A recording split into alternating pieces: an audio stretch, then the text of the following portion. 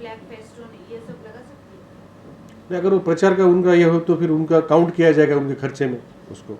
जहाँ पर भी बैनर या फ्लैग लगाते हैं उसको हम लोग काउंट करते हैं। वो हमारी वीडियो सर्विलेंस टीम होती है जो ऐसे सब वीडियोस को लेके कैंडिडेट को हम लोग बताते हैं हर 3 दिन बाद कि आपका प्रचार इस गाड़ी में किया गया, जिसका भाड़ा आपके खर्चे में लगेगा।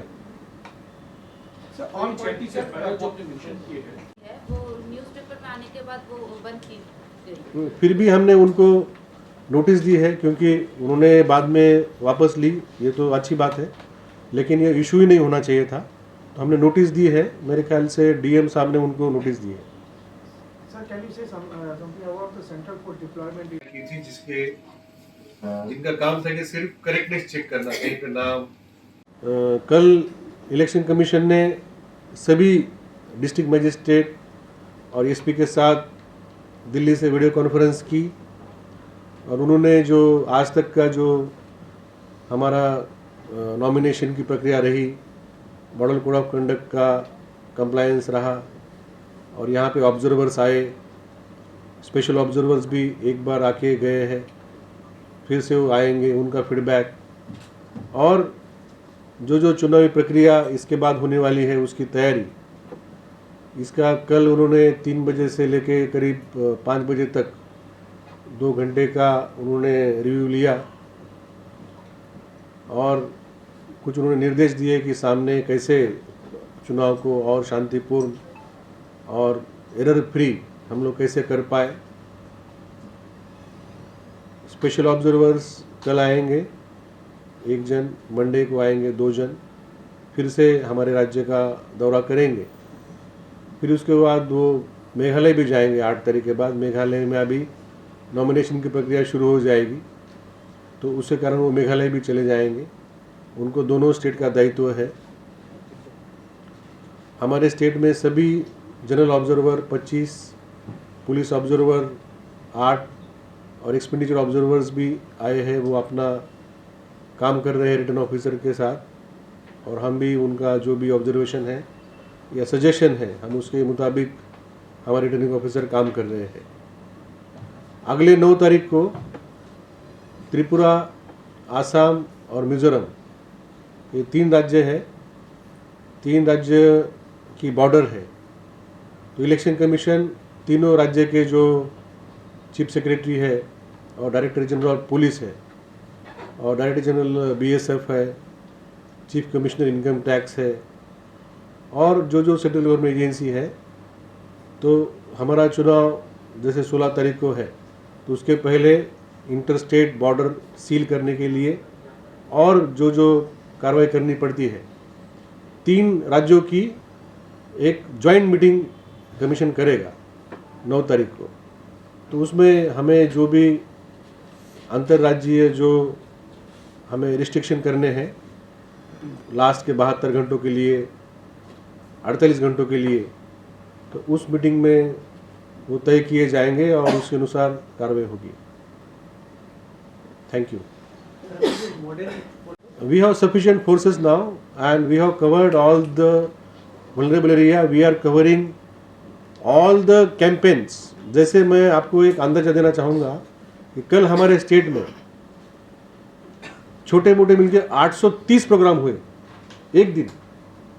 830 मतलब हमारे जो पोलिंग स्टेशन है वो 3300 है। तो हर चौथे बूथ में कल प्रोग्राम हुआ, छोटा मोटा हुआ, कहीं समझो स्क्वाटिंग हो गया, कहीं रैली हो गई, कहीं डोर टू कैंपेन हुआ, जहां एटलीस्ट समझो कैंडिडेट या उनके मेजर लीडर्स वहां पे प्रचार में उतरे। तो हमने ये सभी प्रोग्राम को हमने कवरेज दिया है।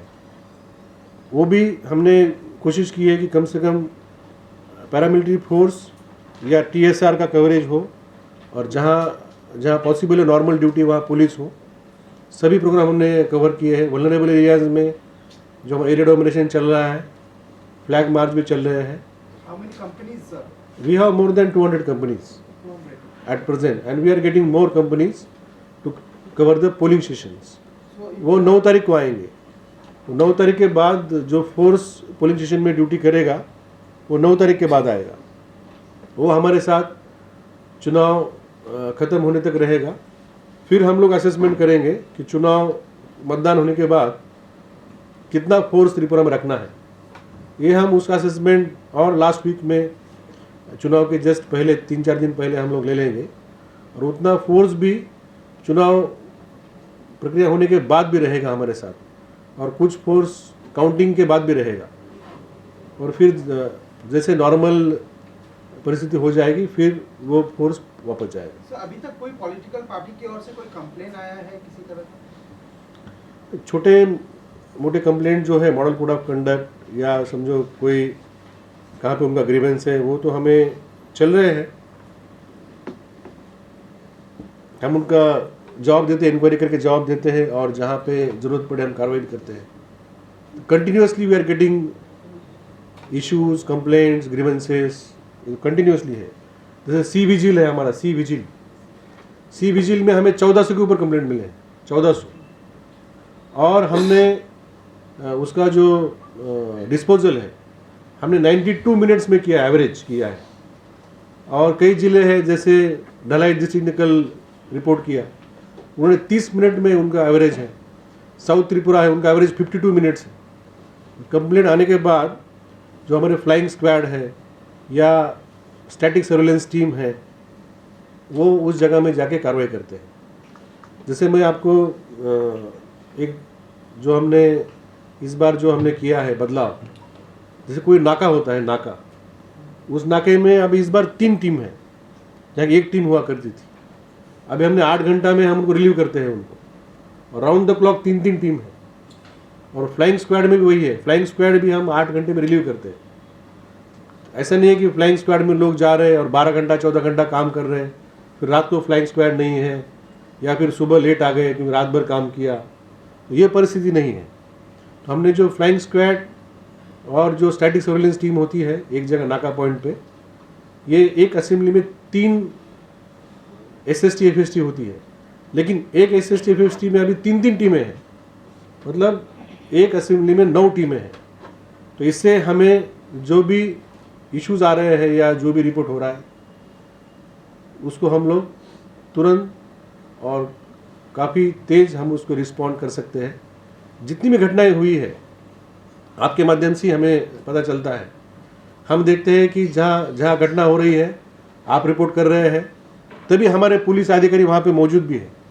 ऐसा नहीं है कि हम लोग वहाँ 2 घंटा बाद पहुँचे, 40 मिनट बाद पहुँचे, ये नहीं हो रहा है। फिर तुरंत एक तो हम लोग जैसे मैंने बताया कि सभी एक्टिविटीज़ को हम लोग कवर कर रहे हैं, मतलब जहाँ हम परमिशन दे रहे हैं, जो मैंने आपको कल बताया 800 प्रोग्राम हुए, 800 परमिशन हमने कल दी थी। ये तो परमिटेड प्रोग्राम है, और सभी परमिटेड प्रोग्राम में को हम लोग जो FST SST या जहाँ पैरामिलिट्री फोर्स हो वो सब लोग कवरेज दे रहे हैं। सर पब्लिक ट्रांसपोर्ट जो है उसमें क्या? तो ये प्रक्रिया वहाँ पे होगी। तो कमीशनिंग 10 दिन पहले करना पड़ता है। जिलों में EVM ऑलरेडी रिटर्निंग ऑफिसर के पास हाँ, और 3 जो है उसके बारे में थोड़ा बताइए। ये वुमेन मैनेज जो है, तो हम चाहते हैं कि जो हमारे फीमेल एम्प्लॉयज़ है वो खुद ही पूरा ट्रेनिंग लेके पूरी चुनाव प्रक्रिया की जानकारी लेके उसका चलन करे। ऐसा नहीं कि कोई मेल उनका टीम लीडर है और वो बोल रहा है और हमारे फीमेल एम्प्लॉय कर रहे हैं, ऐसा नहीं। वो भी मतलब उनकी तरह या उनसे भी अच्छा मैनेज कर सकते हैं। ये संदेश देने के लिए हमने वुमेन मैनेज्ड पोलिंग स्टेशन किए हैं।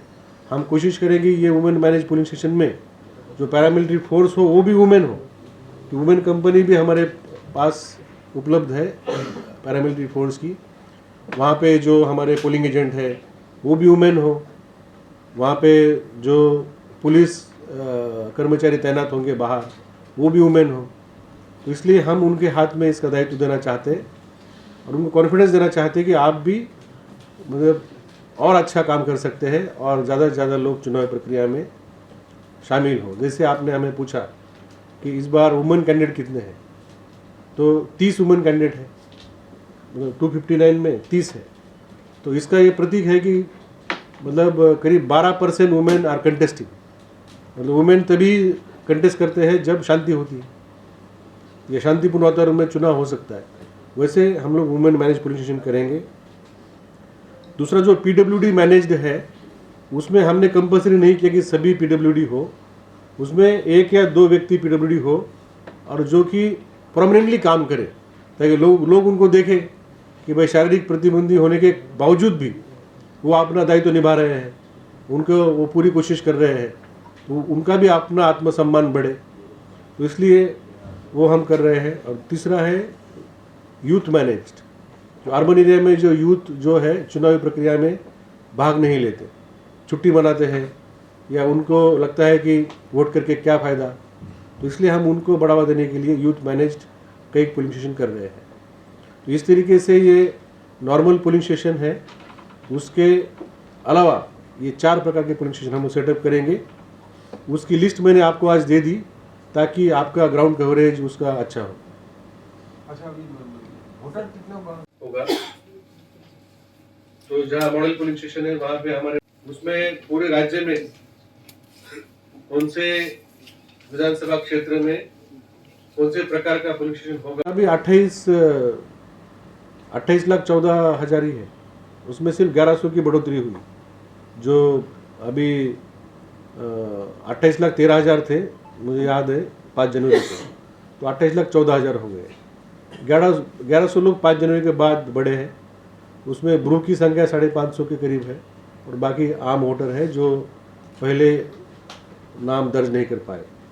सर ईवीएम कमीशन कब से शुरू होगा और सिक्योरिटी बताइए।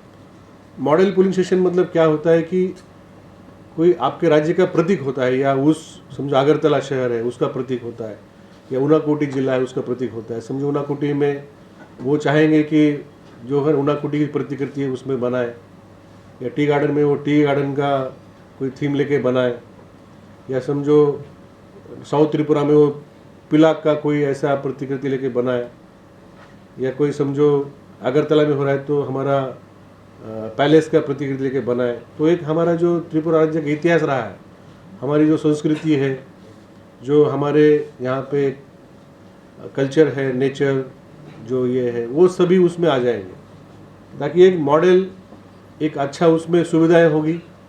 समझो वहाँ पे जो वोटर्स आएंगे, हो सकता है कि उनको एक अलग तरीके से वेलकम किया जाएगा, उनके लिए बैठने की और अच्छी व्यवस्था होगी, या हमने गुजरात में देखा रेड कारपेट उन्होंने डाला था, और क्या क्या जो वहाँ पे जो टीम है उनके हमने ऐसा बोला है कि एक एक्सपीरियंस होना चाहिए वोटर्स को। ऐसा नहीं है कि गए थे वहाँ बहुत भीड़ थी और धूप भी थी, हम ठीक से वोट नहीं कर पाए।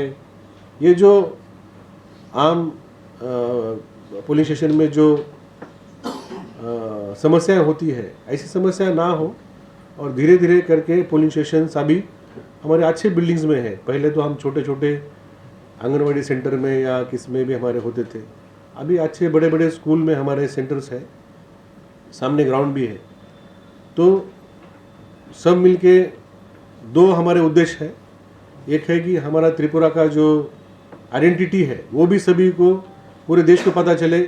पोलिंग स्टेशन के माध्यम से हमने देखा बहुत उसका फुटेज पूरे देश में जाता है, तो वो एक उसका मकसद है। दूसरा मकसद है कि वोटर्स को भी सुविधाएं अच्छी मिले। तो अभी हमने जो रैम बनाया है इस साल, आप देखिए ये परमानेंट स्ट्रक्चर है, हमने कोई कच्चे रैम नहीं बनाए। हमने जहाँ जहाँ रैम नहीं थे, करीब 450-500 बिल्डिंग में हमने रैम बनाए, रेलिंग दी है, उसमें पानी की व्यवस्था की है, लाइट की व्यवस्था अनेक स्कूल आंगनवाड़ी सेंटर में नहीं थी, हमने चुनाव के बहाने कर दी। तो अभी स्थायी रहेगी, उसको फिर बाद में हम लोग हटाएंगे नहीं। तो इस तरीके से जो हमारे रिमोट एरिया में इसका महत्व और ज़्यादा है। जहाँ हमें पावर लाइन नहीं थी, हमने सोलर पावर से दे दी। जहाँ वाटर की पाइपलाइन नहीं थी, वहाँ हमने रेन वाटर हार्वेस्टिंग कर दिया। तो ये हमारे मॉडल पोलिंग स्टेशन का उद्देश्य है। जनरल पोलिंग कर्मचारी, पोलिंग पर्सनल, पुलिस पर्सनल को मिलता है। अभी हमने जो ईवीएम है उसके लिए जो कमिश्निंग के लिए बैलेट पेपर चाहिए, वो हमने बैलेट पेपर आज दे दिया। अभी उनके ऑफिसर आके यहाँ पे चेकिंग करके लेके चले गए। तो हमने बोला है कि 6 तारीख के बाद वो कमिश्निंग शुरू करे और 8 तारीख के पहले ख़त्म करे, क्योंकि 10 दिन पहले उनको शुरू करना पड़ता है और 1-2 दिन उसमें लगते हैं। सभी मशीन्स फिर से वो चेक करके उसमें कमीशनिंग करते हैं।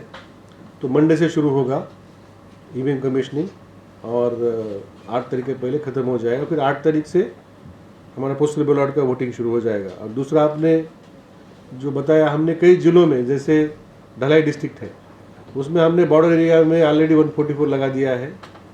और बॉर्डर जहाँ जहाँ ओपन है, सबसे ज़्यादा ओपन बॉर्डर सिपाहीजला में है, फिर कुछ खोए में है, थोड़ा ऊनाकोटी में है, थोड़ा ढलाई में है हमारा।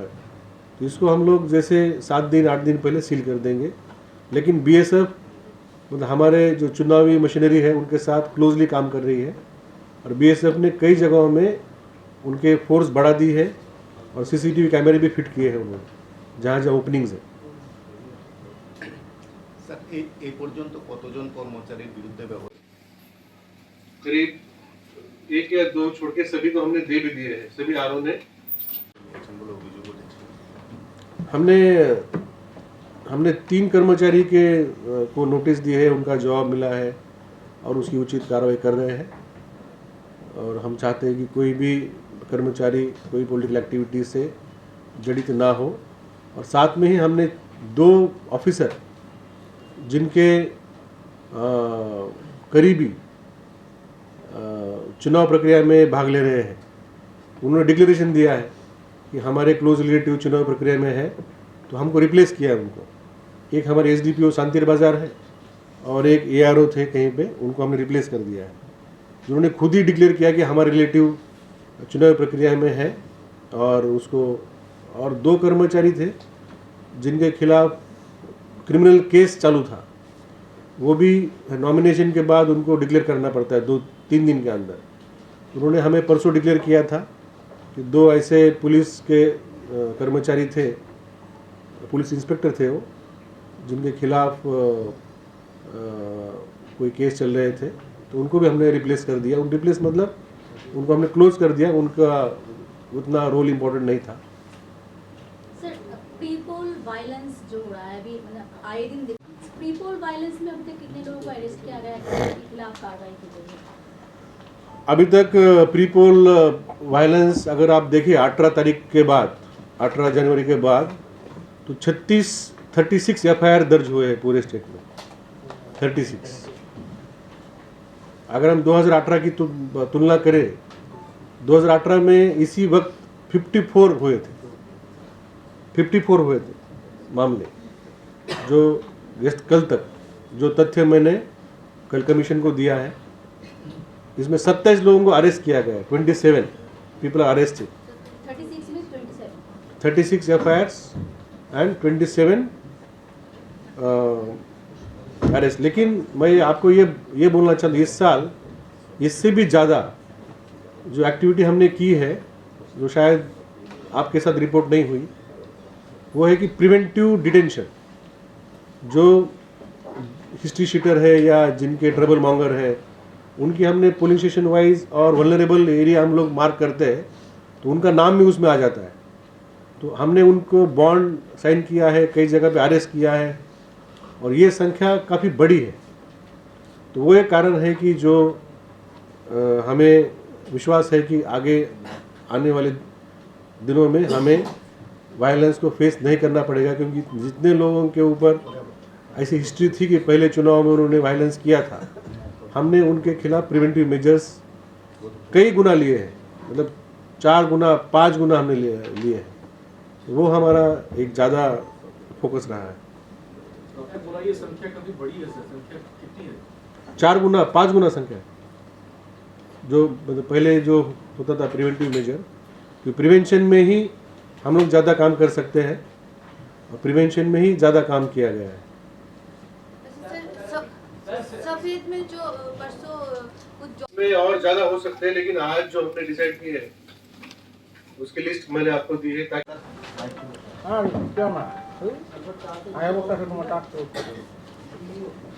2 फरवरी को नॉमिनेशन प्रक्रिया पूर्ण होने के बाद हमने बैलेट पेपर्स प्रिंटिंग का काम शुरू किया। जो गवर्नमेंट प्रेस है उसमें बैलेट पेपर प्रिंट होते हैं। बैलेट पेपर का इस्तेमाल 3 जगह होता है। एक होता है ईवीएम के ऊपर, जो जहाँ पे बटन दबा के वोट किया जाता है, वहाँ कैंडिडेट का नाम, उनका एड्रेस, पार्टी का नाम, सिंबल और उनका फोटो भी होता है। और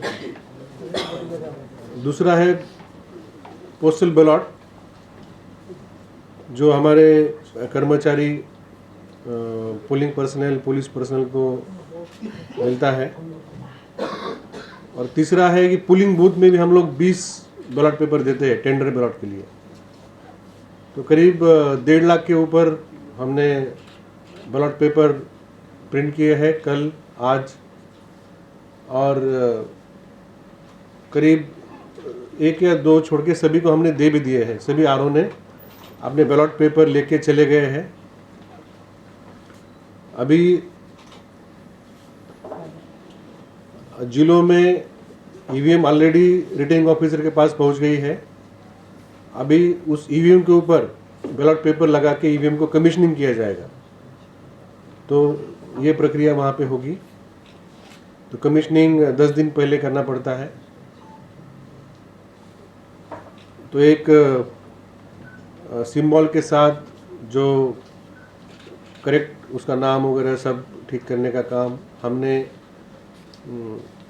7 टीसीएस ऑफिसर्स जिन्होंने पहले चुनाव में काम किया है, सीनियर ऑफिसर्स है, और जो अभी चुनाव प्रक्रिया में नहीं है, ऐसे 7 लोगों की टीम तैयार की थी जिनका काम था कि सिर्फ करेक्टनेस चेक करना, कहीं पे नाम, कहीं पे कुछ स्पेलिंग मिस्टेक, इंग्लिश, बंगाली। तो उन्होंने दिन रात 2 तारीख के बाद 3 बजे के बाद काम करके आज ये काम पूरा हो गया। जो हमें सर्विस वोटर के जो 10,000 के ऊपर जो वोटर है, उनको ई बैलेट चला गया। तो कल ही 3 तारीख को ही 3 बजे तक उनको हमने दे दिया है। अभी शायद वो वहाँ पे प्रिंट करके वोटिंग कर रहे होंगे, तो उनके बैलेट्स टाइम में वापस आ जाएंगे, हम इसकी उम्मीद करते हैं। आज हमने आपको लिस्ट दी है, जो आपने परसों मुझे पूछा था कि model polling station, women manage polling station, youth manage polling station और पर्सन विद डिसेबिलिटी मैनेज। तो हमने लिस्ट दी है आपको। उसमें पूरे राज्य में कौन से विधानसभा क्षेत्र में कौन से प्रकार का पोलिंग स्टेशन होगा, जो नॉर्मल छोड़ के, इसका पूरा लिस्ट है। इसमें और ज़्यादा हो सकते हैं, लेकिन आज जो हमने डिसाइड किए है उसकी लिस्ट मैंने आपको दी है, ताकि आपके जो करस्पॉन्डेंट्स हैं उन्हें कुछ इस तरीके की स्टोरी अगर कवर करनी है तो उनके लिए उसका काम होगा। तो जहाँ मॉडल पोलिंग स्टेशन है, वहाँ पे हमारे राज्य का जो आर्ट, क्राफ्ट, कल्चर, हिस्ट्री सब उसमें डिस्प्ले किया जाएगा। वुमेन मैनेज्ड पूरी तरीके से हमारे महिला कर्मचारी उसमें रहेंगे। दूसरा, मैंने आपको और एक चार्ट दिया है कि जो सीजर्स, जो हम लोग एक्सपेंडिचर मॉनिटरिंग कर रहे हैं, उसमें अभी तक करीब 29 करोड़ के ऊपर हमने सीजर्स किए हैं। तो 29 करोड़ में करीब 3.5 करोड़ की कैश है,